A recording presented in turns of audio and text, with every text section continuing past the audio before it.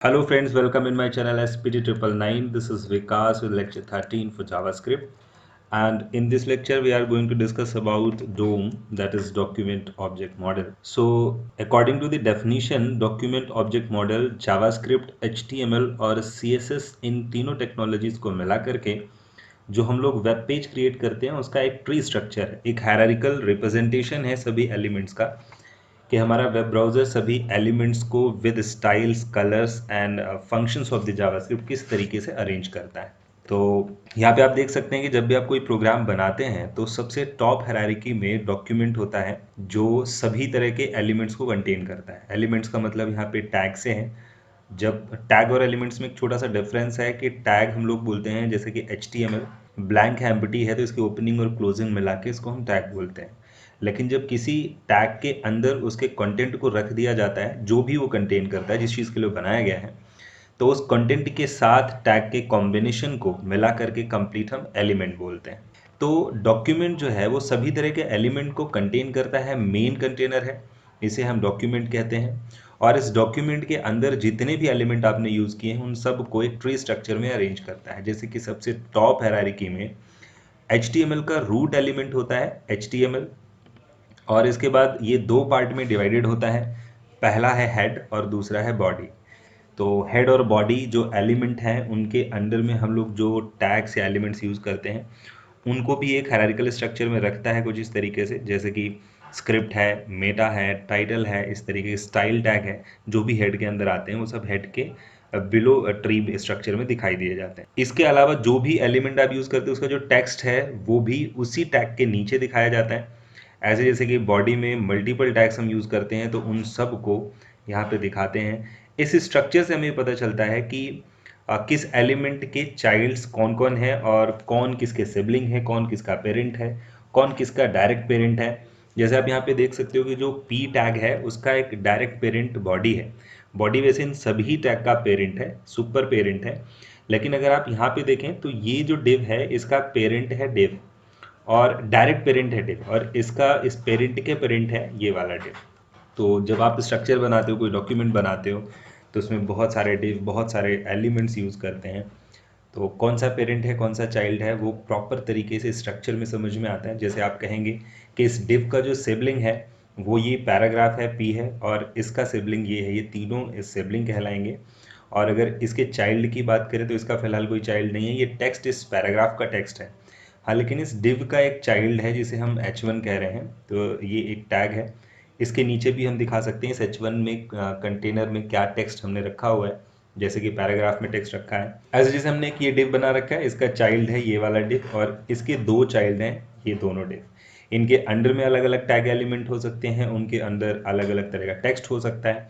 तो ये hierarchical structure या ट्री स्ट्रक्चर ही बेसिकली डोम कहलाता है। अब इसको थोड़ा सा और डेप्थ में समझने की कोशिश करते हैं। जैसे मान लीजिए कि आपने एक HTML का कोड बनाया हुआ है, प्रोग्राम बनाया है, तो उसको हम सोर्स कोड यहाँ पे कह रहे हैं, जिसमें तीन चीज़ें होती हैं बेसिकली। कोर टेक्नोलॉजी है वेब डेवलपमेंट की, जिसमें HTML आता है, CSS आता है और JS यानी जावास्क्रिप्ट। ये तीनों चीज़ें मिला करके आपका सोर्स कोड बना होता है। और जब आप ये फाइल को .html लगा करके सेव करते हैं तो वेब पेज यानी ब्राउज़र का सपोर्ट लेकर के, किसी ब्राउज़र का सपोर्ट लेकर के ये फाइल खुलती है। ब्राउज़र के पास इन तीनों टेक्नोलॉजीज़ को पार्स करने के लिए या ट्रांसलेट या कंपाइल आप कह सकते हो करने के लिए तीन अलग अलग तरह के प्रोग्राम होते हैं जिन्हें हम पार्सर कहते हैं। तो HTML को ट्रांसलेट करने के लिए हमारे पास HTML का पार्सर है, CSS के लिए CSS का पार्सर है और जावास्क्रिप्ट के लिए जावास्क्रिप्ट का पार्सर है। तो टेक्निकली आप देखें तो HTML डॉक्यूमेंट का मेन स्ट्रक्चर बनाता है, मेन डोम बनाता है, और इसी डॉक्यूमेंट स्ट्रक्चर में कलर और स्टाइल्स लगाने के लिए CSS जो है अपना CSS डोम यूज करता है, मतलब सारे स्टाइल्स इस पे इंप्लीमेंट करता है। और जावास्क्रिप्ट से जो टेक्स्ट रखा गया है, जहाँ पे जिस एलिमेंट के अंडर में, जैसे कि जावास्क्रिप्ट स्क्रिप्ट टैग के अंदर लिखी जाएगी तो स्क्रिप्ट टैग भी बॉडी का ही एक चाइल्ड होगा, उसके अंदर इसके सारे टेक्स्ट और एलिमेंट्स आएंगे। इसके अलावा जावास्क्रिप्ट ये भी फैसिलिटी देती है कि इस डॉम ऑब्जेक्ट में यानी ऑब्जेक्ट मॉडल में आप जिस तरह के चेंजेस चाहें कर सकते हैं। तो ये बाद की चीज़ है, हम अभी नेक्स्ट स्लाइड में समझने वाले हैं। अभी जब आप ये डॉक्यूमेंट स्ट्रक्चर बना लेते हैं, यानी ब्राउज़र इस फाइनल ऑब्जेक्ट को बना लेता है, आप इसे डॉक्यूमेंट का लेआउट कह सकते हैं, लेआउट बना लेता है, तो नेक्स्ट स्टेप आता है पेंटिंग का। पेंटिंग में क्या होता है कि आपके सिस्टम में जो ग्राफिक कार्ड है जहाँ पे कलर डिज़ाइन सारे पड़े होते हैं, तो जो भी आपने स्टाइलिंग करके रखी हुई है एलिमेंट्स की, उस स्टाइल के अकॉर्डिंग कलर को पेंट करता है हर एक एलिमेंट पे। और तब जाके ये जो स्ट्रक्चर है, यहाँ पे कलर पेंट्स नहीं होता, यहाँ पे कलर के कोड होते हैं जो लेआउट दिखाता है। और जब पेंटिंग स्टेप स्क्रीन पे आता है तो ब्राउज़र जो है पेंटिंग, जो हमारा ग्राफिक कार्ड है वो उस ब्राउज़र पे इन एलिमेंट्स को पेंट कर देता है, कलर सप्लाई करता है, तब जाके वो डिस्प्ले होता है ब्राउज़र पे प्रॉपर तरीके से, जैसा कि हमें ब्राउज़र देखना होता है। तो ये बेसिकली डोम कहलाता है, जिसके बारे में हम डिस्कशन कर रहे थे। इसके बाद डोम का बेनिफिट क्या है, या डोम को हम किस तरीके से मैनिपुलेट करते हैं, डोम मैनिपुलेशन का मतलब क्या है। देखिए, एक्चुअल में हम जो नेक्स्ट वीडियोस में, नेक्स्ट लेक्चर्स में करने वाले हैं वो है डोम का मैनिपुलेशन। इस मैनिपुलेशन को करने के लिए ही हम एक्चुअल में डोम को समझने की कोशिश कर रहे हैं। तो डोम मैनिपुलेशन क्या है कि अगर आप किसी भी एलिमेंट को चेंज करना चाहते हो, उस एलिमेंट के एट्रीब्यूट को चेंज करना चाहते हो, उसमें किसी तरह के स्टाइल्स को चेंज करना चाहते हो, तो आप जावास्क्रिप्ट की हेल्प से डायनेमिकली ऐसा कर सकते हो। इसी को डोम मैनिपुलेशन कहते हैं। देखो यहाँ पे डोम पढ़ने का और उसको यूज़ करने का क्या बेनिफिट है जावास्क्रिप्ट के through. JavaScript can change all the element HTML elements in the page. आप किसी भी एलिमेंट को चेंज कर सकते हो। चेंज करने का मतलब यहाँ पे, जैसे मान लो किसी जगह पे आपने H1 यूज़ कर रखा है, उसकी जगह आपको H2 यूज़ करना है, या मान लो इसका साइज़ बढ़ाना है, इसका कलर चेंज करना है, तो ये कहलाएगा CSS का चेंजेस। एट्रीब्यूट चेंज करना है, मान लो आपने किसी H1 एलिमेंट का नेम या ID कुछ दे रखी है और उसको चेंज करके कुछ और देना है, X दे रखा है, Y में चेंज करना है, तो वो एट्रीब्यूट का चेंजेस कहलाता है। स्टाइल CSS चेंज कर सकते हो रन टाइम पे। देखो, कोड में जाकर के चेंज करना दैट इज डिफरेंट थिंग, कि आपके पास एक सोर्स कोड है और एक आउटपुट फाइल है, तो आप सोर्स कोड में चेंजेस करोगे, आउटपुट में चेंजेस हो जाएंगे। इसको हम बोलते हैं स्टैटिक चेंजेस, क्योंकि आप सोर्स कोड में जाकर के चेंजेस कर रहे हो और उसका रिफ्लेक्शन आउटपुट फाइल पे आ रहा है।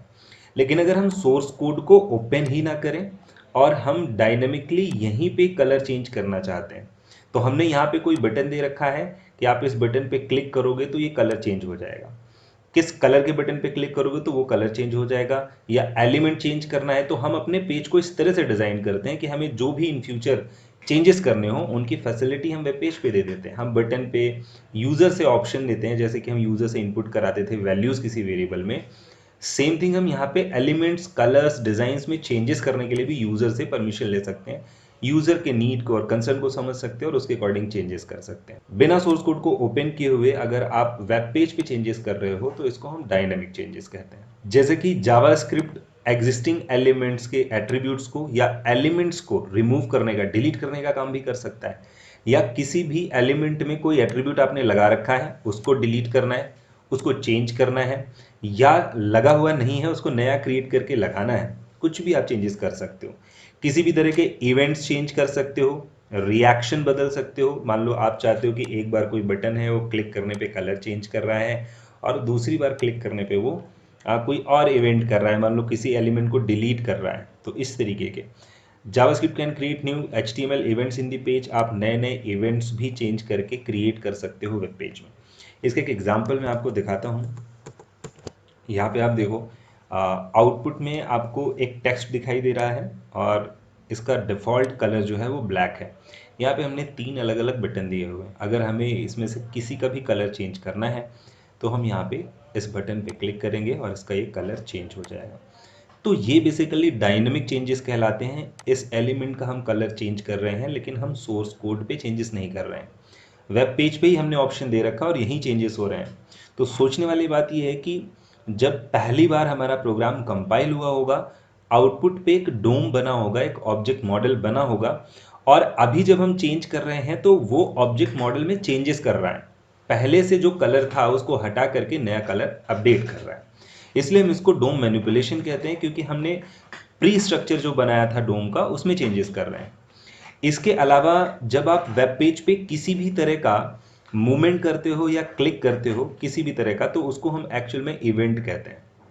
जैसे मान लीजिए कि आप इस बटन पे क्लिक कर रहे हैं तो इसको हम बोलते हैं कि एक इवेंट ऑकर हुआ है, या फिर माउस पॉइंटर को अप साइड में मूव करना या डाउन साइड में मूव करना या किसी एलिमेंट के ऊपर होवर करना, ये सब अलग अलग तरह के इवेंट होते हैं। सो आप यहाँ पे देख सकते हो कि वो सारे इवेंट्स जो हम लोग वेब पेज पे यूज़ करते हैं वो ये हैं, अलग अलग एलिमेंट्स पे, कोई बटन पे, कोई फॉर्म पे, या डायरेक्ट किसी भी एलिमेंट पे यूज़ कर सकते हैं। जैसे कि ऑन अबॉर्ट है, ऑन बिफोर अनलोड है, या ब्लर है, या फिर चेंज है, या फिर क्लिक है, mouse up down left right, resize, select, submit, unload. अलग अलग तरह के इवेंट्स जो हम लोग मैनिपुलेशन करेंगे तो वहाँ पे यही सारे इवेंट्स यूज़ करने वाले हैं। और हर एक इवेंट पे हम कोई एक्शन परफॉर्म कर सकते हैं।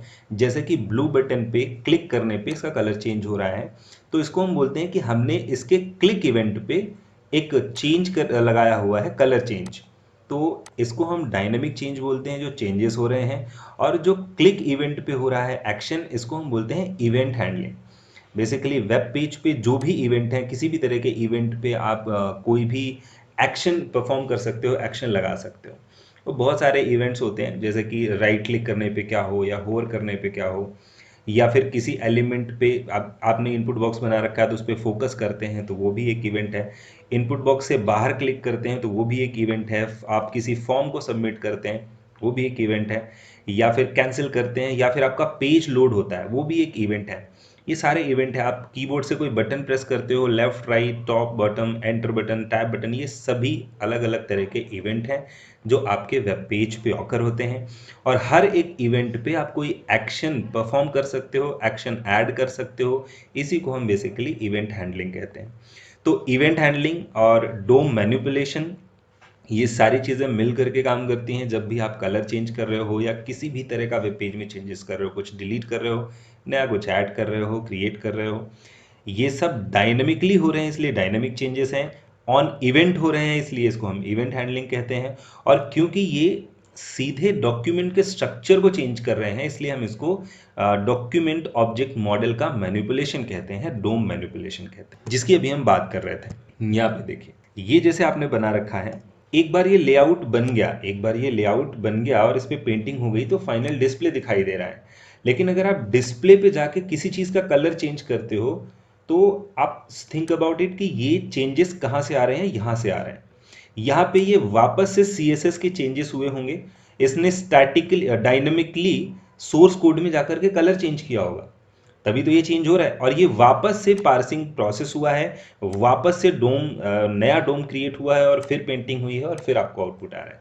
देखिए, ये पूरा प्रोसेस बहुत तेजी से होता है इसलिए हमें पता नहीं चलता है, बट एक्चुअल में ये प्रोसेस होता है। आप एक सिंगल कलर भी चेंज कर रहे हो, या टेक्स्ट ऐड कर रहे हो, कुछ भी पेज के किसी भी पार्ट में, किसी भी हिस्से में आप कोई भी छोटा सा भी चेंज कर रहे हो, तो ये डोम हर बार नया क्रिएट होता है। ये समझने वाली बात है। डोम मैनिपुलेशन इसीलिए हम इसको कह रहे हैं। मान लो आपने एक एलिमेंट डिलीट किया, ये वाला एलिमेंट डिलीट किया, तो ऐसा नहीं है कि वेब पेज में सिर्फ ये वाला एलिमेंट हटाया जाएगा। जैसे ही आप इसको डिलीट करोगे, ये पूरा का पूरा लेआउट फिर से नया बनेगा।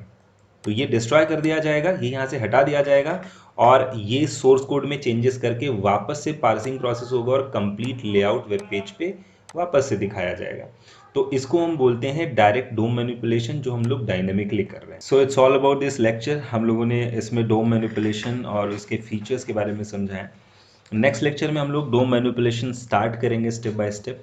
तो जावास्क्रिप्ट का जो मेन कोर पार्ट है वो डोम मैनिपुलेशन ही है। सभी तरह के चेंजेस हम लोग डायनेमिकली ही करने की कोशिश करते हैं, या फिर यूँ कहें कि डायनेमिकली ही करते हैं, क्योंकि यूज़र जब वेब पेज पे विजिट करता है तो वो सोर्स कोड ओपन नहीं करेगा, किसी तरह के चेंजेस करने के लिए वो सोर्स कोड पे नहीं जाएगा। तो हमें डायनेमिकली वेब पेज पे उसे ऑप्शन देने होते हैं सभी तरह के चेंजेस करने के लिए। तो मेन जो एक्सपर्टीज़ हमें करनी है वो डोम मैनिपुलेशन पे ही करनी है। और जो हमने प्रीवियसली टॉपिक्स पढ़े हैं, जैसे कि लूप या एफएल्स या फंक्शंस, वो सारी चीज़ें यहाँ डोम मैनिपुलेशन के लिए यूज़ होंगी। So that's all for this lecture. Thanks for watching.